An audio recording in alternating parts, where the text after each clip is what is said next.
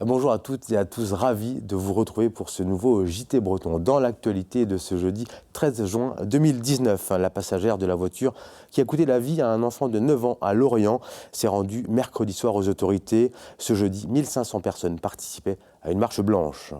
Fatigués mais motivés, les 47 skippers de la solitaire Urgo Le Figaro sont à Roscoff jusqu'à dimanche.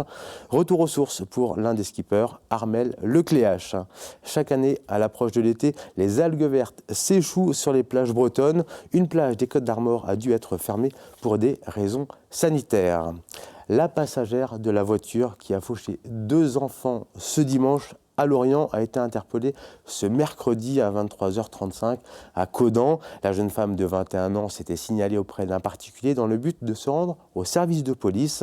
Elle a été placée en garde à vue pour des faits de non-assistance à personne en danger. Le conducteur du véhicule est quant à lui toujours recherché et c'est dans ce contexte que ce jeudi, les habitants du quartier de Carriado ont organisé une marche blanche. Aurore Coulon et Fanny Coconnier étaient sur place. En tête de cortège, des enfants, dans les mains des Lorientais, des roses blanches. 1500 personnes ont répondu à l'appel des habitants du quartier de Carriado. En silence, avec des mots d'apaisement écrits sur de petites pancartes, ils ont refait le parcours du chauffard. Ce dimanche, il a tué le petit Bunyamin et gravement blessé Samet, son cousin. On trouvait normal de faire une démarche pour qu'on fasse, qu'on voie qu'on est derrière eux, qu'on les soutienne. En soutien à la famille, parce que ça aurait pu très bien arriver à mes enfants ou mon petit-fils. C'est un grand signe de solidarité, voilà, et on en est bien évidemment content, mais ça n'enlèvera pas la perte d'un enfant et surtout un des enfants qui est toujours entre la vie et la mort, qui se bat pour survivre. Nous on est contents parce qu'il y avait tout à Loriot, ils sont là et ils sont tous proches de nous pour cette marche, ça fait chaud au corps. Dans le cortège, des voisins, des membres de la communauté turque à laquelle appartiennent les familles des enfants, mais aussi quelques élus et de simples citoyens. Tous sont en tête, ce chauffard toujours introuvable 4 jours après l'accident, alors que sa passagère a été interpellée ce mercredi soir à Caudan. Pour moi, elle aurait dû se rendre sur le lieu de l'accident. Je trouve ça plus intelligent par rapport à ce qu'elle a fait, par rapport à lui déjà. Elle aurait pu se rendre aussi en même temps. Mais au moins, elle a fait un acte déjà, j'espère. En tout cas, qu'ils vont le retrouver. C'était important de marquer le coup et surtout de faire en sorte que le fugitif se rende à la police, quoi. Ce serait la moindre des choses. Et voilà, pour la famille, pour les familles, pour les gens qui sont ici, pour les Lorientais qui attendent que ça, que l'issue de cette cavale s'arrête. Des membres de la famille du chauffard l'ont appelé par médias interposés à se rendre. C'est dans ce contexte que pour la première fois depuis l'accident de dimanche soir, le parquet prend la parole. La procureure de la République de Lorient, lors d'une conférence de presse, a précisé que le pronostic vital de l'enfant de 7 ans hospitalisé à Brest est toujours réservé.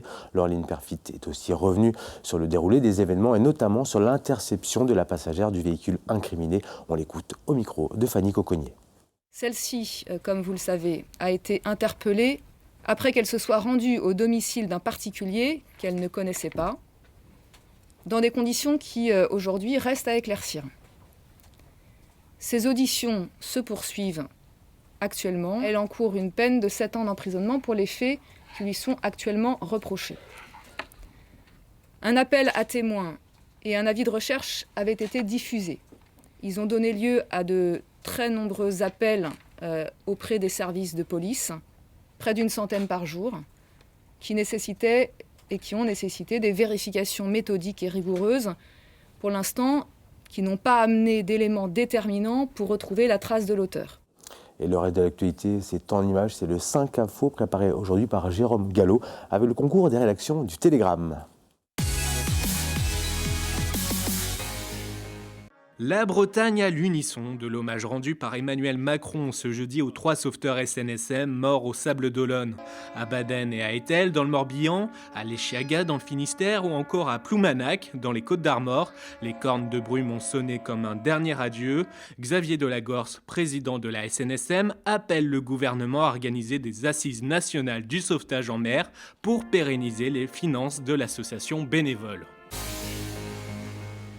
Le réseau internet d'Orange dans le rouge ce jeudi. 122 entreprises bretonnes clientes des services pro ont été privées d'internet. Parmi les principales victimes, le groupe Le Télégramme qui a été dans l'impossibilité de publier sur son site pendant 2 bonnes heures.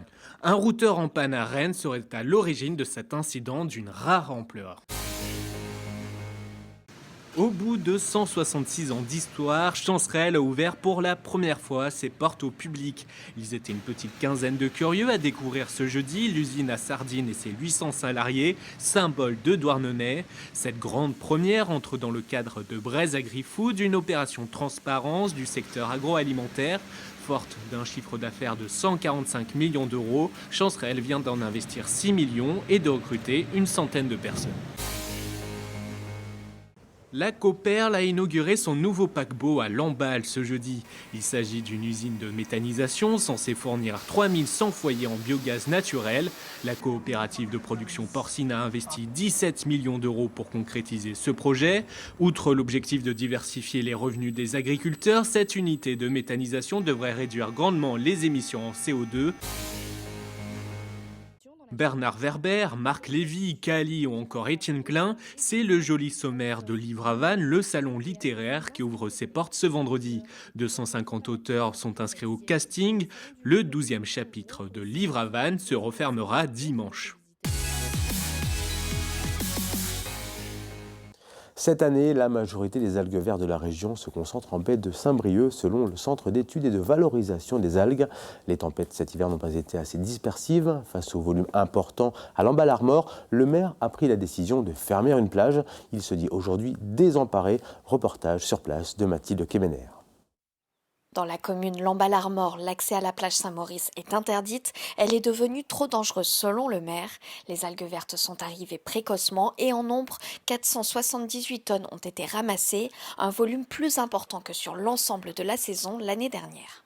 L'algue verte en tant que telle ne pose aucun problème. C'est quand elle pourrit qu'elle devient dangereuse. Et les vassières qui ont récupéré des algues ou des débris depuis des années et des années deviennent des vassières dangereuses parce qu'on peut y respirer des gaz toxiques. Comme il y a eu quand même pas mal de problèmes depuis quelques années, à la fois d'animaux et de personnes, dans ces conditions-là, nous avons joué effectivement la précaution. On se sent un peu démuni quand même.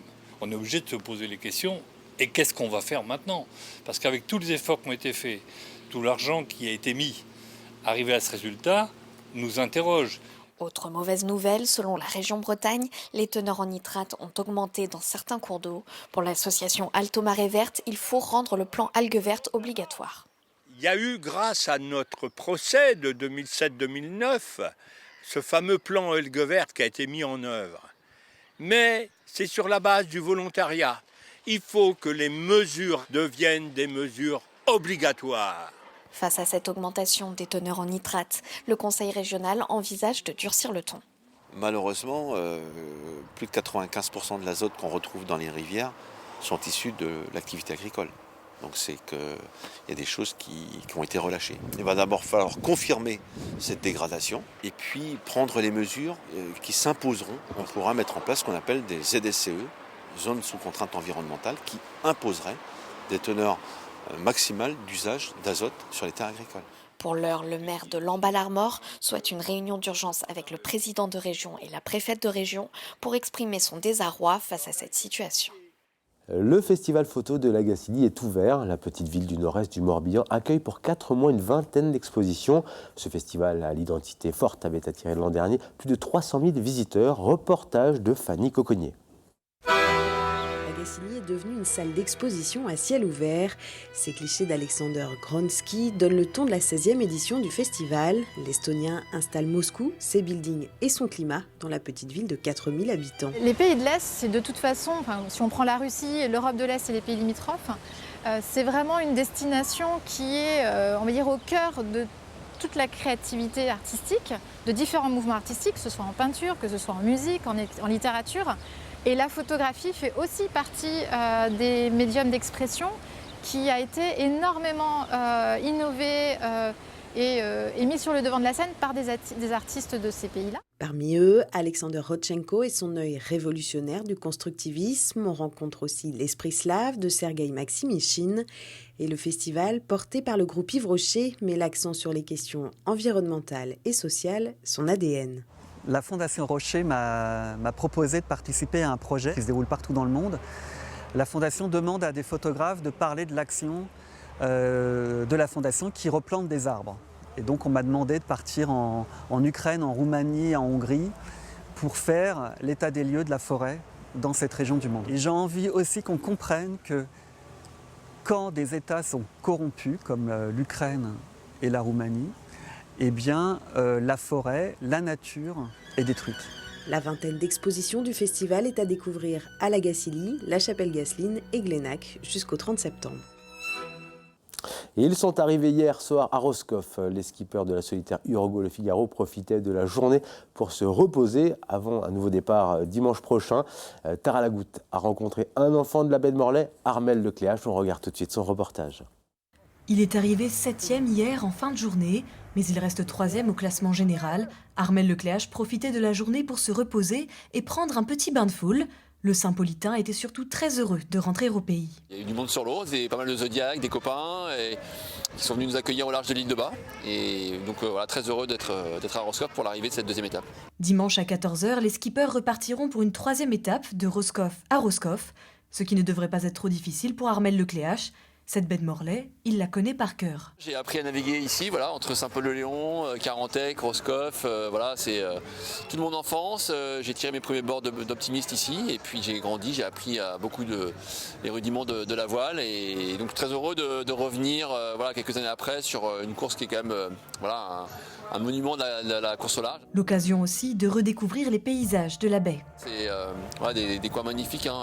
On est très heureux de le montrer aussi à tous les autres concurrents qui ne connaissaient pas forcément tous ce coin-là. Et puis voilà, de faire parler de Roscoff, de faire parler de la baie de Morlaix. Armel Lecléache a déjà remporté la solitaire Urgo Le Figaro à 2 reprises, en 2003 et 2010. L'arrivée cette année est prévue pour fin juin à Dieppe. Ainsi s'achève ce JT. Merci à tous de nous avoir suivis. Dans un instant, vous retrouvez Pauline Ferco pour l'instant T. Demain soir, vous retrouverez Frédéric Lorenzon à cette même place. Moi, je vous souhaite une excellente soirée sur nos antennes. Kenavo.